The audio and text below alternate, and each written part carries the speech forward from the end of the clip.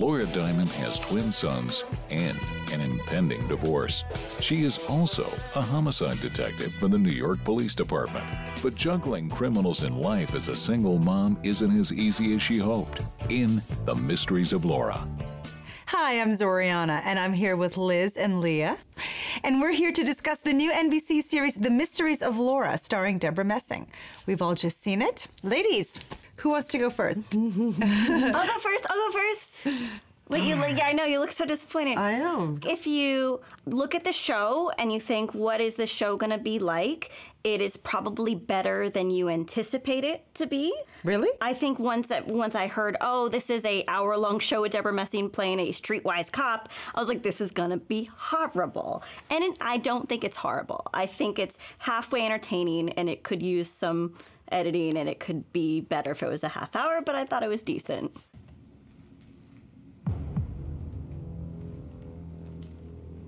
This is a depraved, unspeakable act. Get ready to be inside for a very long time. Life as you know it is over.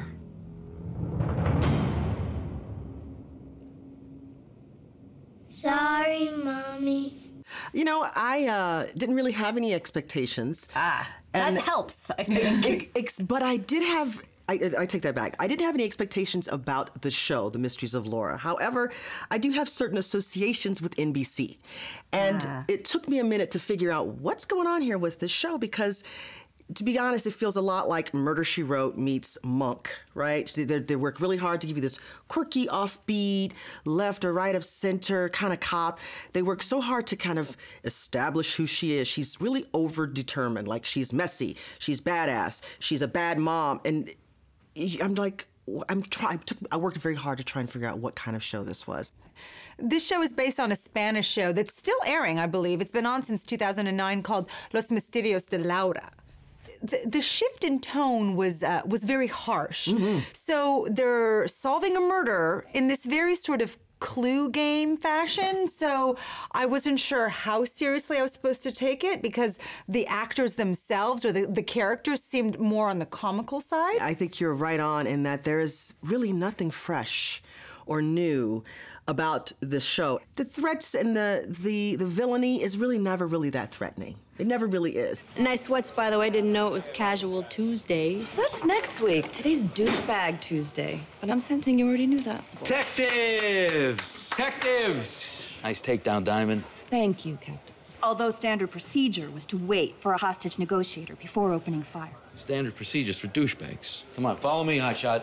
Debra Messing is good at being silly and over the top. I mean, that's her strength as a comedian, but it's almost like she's in the wrong show. She stepped onto the set of Law and Order all of a sudden, waving a gun. She's not miscast. She's actually cast perfectly for this type of comedy, but I just can't quite get a handle on how I'm supposed to feel about this. I guess that this show really, for me, solidifies her position as this comedic television actress, right? This is her domain. And I didn't expect the level of shtick, I just gotta say, and I don't have a great appreciation for that kind of comedy. So they're really good women at this stuff. Lucille Ball, Carol Burnett, you just kind of, it feels like they're trying to situate her within that world, and the material's just not good enough. I thought she was fine. I felt like she was trying. It's not that it's her, it's just that she's working really hard in material that doesn't really support her talent. That's the thing, you could see that, I felt like she went method on it all of a sudden. It's I actually saw a really great performance and a good effort for the show that we're in. I mean, I was very surprised at the quality of performances from her. And I think she was trying to defy expectations with this role. See, that's what I hate about you. I'm not even sure what you're doing here. If you're not going to share in the work or the worry of this 3-alarm fire, go home.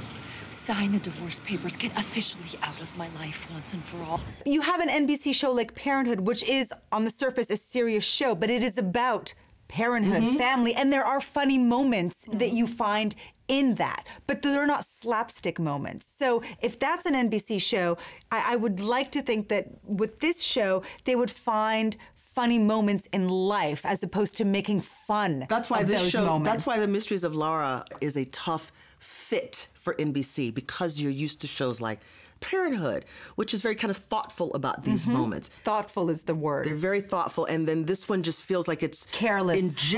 I use the word reckless in my review in terms of the way that they try and spark humor. When you trust your characters in your situation, I don't believe the show creators really believe their own characters' world yet. I don't believe they believe it themselves, not yet.